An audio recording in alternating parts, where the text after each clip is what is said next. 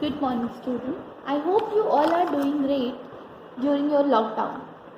So today we are starting with our first class, that is company law. ठीक, company है क्या? What company exactly is? तो बहुत सारे डेफिनेशन ऐसी हैं जो हमारे सामने आई हैं जो ये बताती है that company is an artificial person that created by law. जी हाँ, जो फर्स्ट डेफिनेशन सबके जहन में आएगी वो यही है कि कंपनी एक आर्टिफिशियल पर्सन है जिसे लॉ ने क्रिएट किया गया है, जिसे लॉ ने बनाया है. ठीक, तो आपके लिए जो पहला बड़ा क्वेश्चन मार्क है दैट इज क्या है company. Company, what company exactly is. ठीक है, तो मैं आपको जो ऊपर से डेफिनेशन है वो डेफिनेशन की डेप्थ में ना जाकर पहले मैं ये टर्म क्लियर करना चाहती हूँ कि कंपनी है. तो company is an artificial person. Company is an artificial person that is created by law. यानी कि एक कंपनी अपने बिहाफ में प्रॉपर्टी ओन कर सकती है, अपने नाम पर बिजनेस चला सकती है और सारे जितने भी लीगल वर्क हैं वो कंपनी अपने नेम के थ्रू कर सकती है.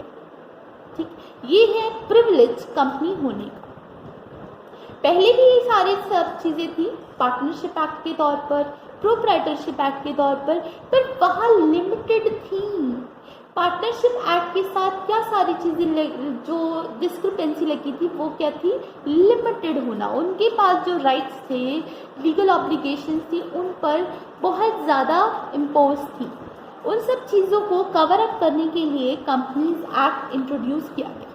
पहले तो हमारा कंपनीज एक्ट था कंपनीज एक्ट 1956 जो अबॉलिश करके आज की डेट में बन गया है कंपनीज एक्ट 2030. राइट, तो कंपनी क्या है पहले हम उस बारे में बात करेंगे.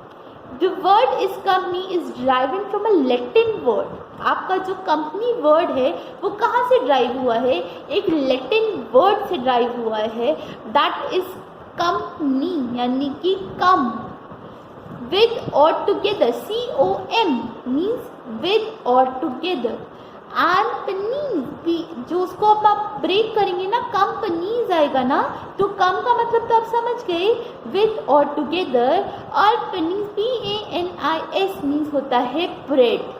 ठीक है, तो ये दो शब्द मिलकर एक हुए, ये दो लैटिन वर्ड मिलकर एक हुए और एक नया वर्ड बना दैट इज कंपनी. ठीक है, जिसका एक बेसिक मीनिंग था that is originally referred to an association of person who took their meal together, who work together and who carry forwards their profit and losses together. Right? तो मेरे ख्याल में company एक बेसिक टर्म आपको clear होता है. Second बात जो है हमारी दैट इज कंपनीज एक्ट. तो आज के डेट में जो कंपनीज एक्ट आपका लीगली वैलिड है दैट इज कंपनीज एक्ट 2030. यानी कि कंपनीज एक्ट 2013 जो है आज की डेट में companies act 2013 with new rules and amendments. जी हाँ, ये एक्ट में नए नए अमेंडमेंट्स और जितनी भी चेंजेस किए जाते हैं वो सब हमारी ही अकॉर्डिंग, हमारी ही सहूलियत के लिए किए जाते हैं. पहले प्रीवियसली ये एक्ट था कंपनीज एक्ट 1956 और आज की डेट में ये एक्ट है कंपनीज एक्ट 2030. क्या आपको ये मेरी बात क्लियर होती है? अब बात आती है कैरेक्टरिस्टिक्स की कि कंपनीज के एग्जैक्ट कैरेक्टरिस्टिक्स हैं क्या. तो the main characteristics of a companies are corporate personality, limited liability, perpetual succession, separate property, transferability of shares, capacity to sue or to be sued, and contractual right, limitation of action, separate management, termination of existence, etc. Right? अब मैं धीरे धीरे आपको इन सब को define करते हुए चलूंगी, इन सारे कैरेक्टरिस्टिक्स को. जब का मेन कैरेक्टरिस्टिक्स है दैट इज कॉर्पोरेट पर्सनालिटी. मैंने आपको बताया ना, company is an artificial person who own asset bye their own name. Company अपने नाम से एसेट ओन कर सकती है. तो that is the basic feature of corporate personality कि कंपनी की अपनी खुद की एक आइडेंटिटी होती है, इंडिविजुअलिटी होती है, एक पर्सनैलिटी होती है। उसके अलावा कंपनी के साथ एक मेजर कैरेक्टरिस्टिक्स और एडवांटेज जुड़ा है, दैट इज़ लिमिटेड लाइबिलिटी, यानी कि जितने इसके मेंबर्स होंगे, जितने इसके डायरेक्टर्स होंगे, उन पर जो लाइबिलिटी होगी वो लिमिटेड होगी। यानी कि ये लिमिट किसने इम्पोज करी? आर्टिकल ऑफ एसोसिएशन और memorandum of association, companies act ने ये इम्पावर किया है कि आपके पास जो भी लाइबिलिटी होगी वो लिमिटेड बेसिस पर ही होगी, अनलिमिटेड नहीं होगी। पार्टनरशिप फॉर्म में लाइबिलिटी जो थी वो अनलिमिटेड थी, जो आज की डेट में जो कंपनीज एक्ट ने कवर अप करी है दैट इज लिमिटेड लाइबिलिटी। दूसरा, परपीचुअल सक्सेशन, यानी कि परपीचुअल सक्सेशन का एक नॉर्मल सा मीनिंग मैं आपको बताती हूँ। पीपल में कम्स एंड पीपल में गोज, पर companies going on and on. एक है ना शाहरुख खान का डायलॉग कि पिक्चर अभी बाकी है मेरे दोस्त, वैसे ही परपीचुअल सक्सेशन है कि लोग चाहे आए चाहे चले जाएं, पर कंपनी अपनी ऐसे ही चलती रहती है। कंपनी रुकती नहीं है, कंपनी का बिजनेस, कंपनी के ट्रांजैक्शन कभी भी किसी भी व्यक्ति के जाने या आने से कभी भी हैम्पर नहीं होते हैं। उसके अलावा है जो मेरा नेक्स्ट मैं आपको कैरेक्टरिस्टिक्स डिफाइन करूँगी, that is a separate property. Company अपने नाम से प्रॉपर्टी ओन कर सकती है, कोई ये उसका एक लीगल राइट है और कोई भी उस राइट को हैम्पर नहीं कर सकता। नेक्स्ट है आपका ट्रांसफरेबिलिटी ऑफ शेयर्स। कंपनी ही अपने शेयर्स इशू कर सकती है और ये शेयर इजीली ट्रांसफरेबल होते हैं बिटवीन मेंबर्स। आपका नेक्स्ट कैरेक्टरिस्टिक है capacity to sue and to be sued, यानी कि आप जो है लोगों को सू कर सकते हैं, कोर्ट में उनके खिलाफ केस कर सकते हैं, या वो आपके खिलाफ कोई लीगल ऑब्लिगेशन कोर्ट में स्टार्ट कर सकते हैं और उसको आगे कैरी फॉरवर्ड किया जा सकता है। कॉन्ट्रैक्चुअल राइट ये बताता है कि आपके पास जितने भी कॉन्ट्रैक्ट हैं उसमें आपके अपने खुद के राइट्स क्या क्या हैं, that is contractual right.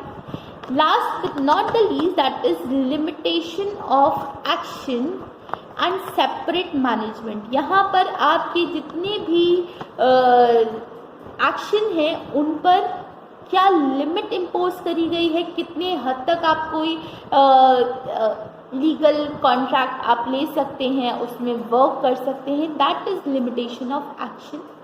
Next क्या है? Separate management. कंपनी का अपना सेपरेट मैनेजमेंट होता है, उसमें किसी का इंटरफेरेंस नहीं होता। ये बेसिक सी कैरेक्टरिस्टिक्स हैं जो मैं आपको डिफाइन कर रही हूँ, जिससे कि आप जान जाएं कि कंपनी एग्जैक्टली होती क्या है। Last but not the least आपका होता है टर्मिनेशन ऑफ बिजनेस। आप बीइंग अ कंपनी कभी भी अपना बिजनेस वाउंड अप यानी कि ख़त्म करके जा सकते हैं। आपकी कंपनी आपके लिए जितने भी आपके लीगल राइट्स हैं वो आपको मिल जाएंगे, जितने भी आपके शेयर्स ड्यू हैं, जितने भी आपके अमाउंट ड्यू हैं वो आपको बहुत ईजीली मिल जाएंगे।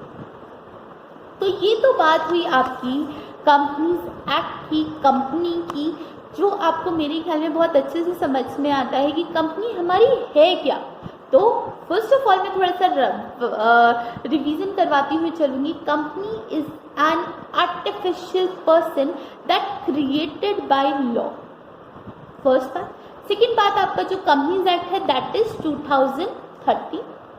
एंड थर्ड बात, जो कंपनी के कैरेक्टरिस्टिक्स हैं जो मैंने आपको अभी डिफाइन करे, वो आप देख सकते हैं कि किस तरीके से आपको अलग करते हैं बाकी सारी बिजनेस एक्टिविटी से।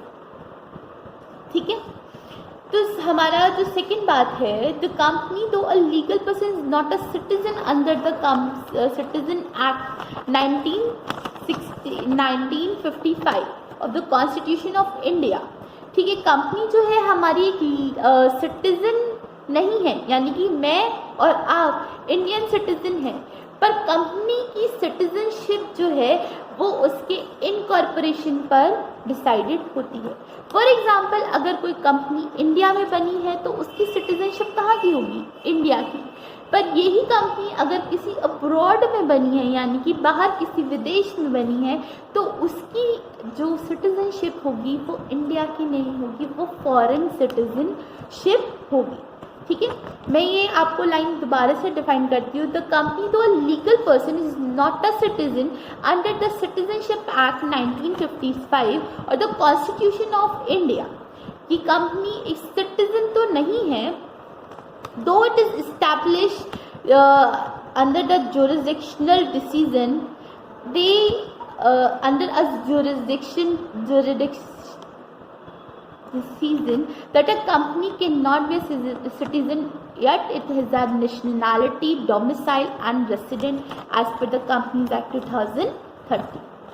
तो बहुत शॉर्ट में मैं आपको ये सिर्फ 3 बातें यहाँ पर डिफाइन करूँगी। पहली बात कि company is being an artificial person own its own assets, उसके अपने खुद के लीगल राइट होते हैं, राइट। कंपनीज एक्ट 2013 इंडिया में लगता है। दूसरी बात जो मेन है, दैट इज कंपनी एक सिटीजन नहीं है। कंपनी जहाँ इनकॉर्पोरेट होगी उसी के अकॉर्डिंग उसकी नेशनैलिटी डिसाइडेड होगी। तो फर्स्ट हमारी तो इंट्रोडक्टरी क्लास थी, तो आज मैं बहुत शॉर्ट और ब्रीफ ही रखना चाहूँगी। Thank you so much, thank you, have a nice day.